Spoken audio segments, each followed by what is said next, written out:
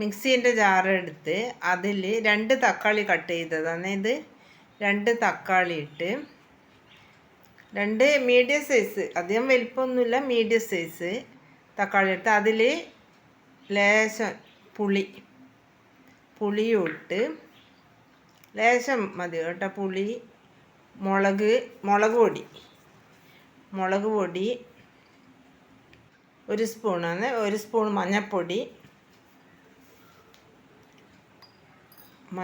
ഇട്ട്, 1 സ്പൂൺ മഞ്ഞൾപ്പൊടി ഇട്ട്, ലേശം ഉപ്പ് പാകത്തിന്, ഏകദേശം പാകമായിരിക്കും ആ ഉപ്പ് ഇട്ടിട്ട് നമുക്ക് നല്ലോണം അരച്ചെടുക്കാം. ഇതാ അരച്ച് ചേർത്തതാണ് ഇപ്പോൾ നിങ്ങൾ കാണുന്നത്.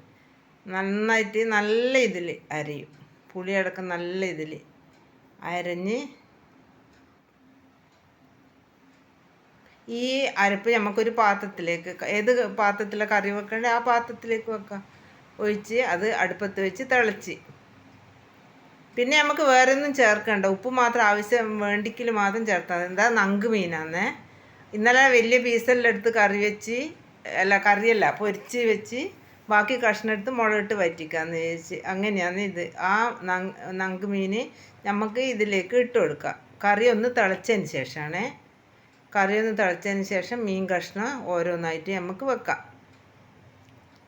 ഓരോന്നായിട്ട് വെച്ച് ഒരു 5-6 കഷ്ണമേ ഉള്ളൂ, അത് നമുക്കിട്ട്, പിന്നെ 2 തണ്ട് കറിവേപ്പില അതും ഇട്ട്. ഇനി കറി നല്ലോണം ഒന്ന് തിളച്ചിട്ട് ലേശം ഒന്ന് വറ്റണം.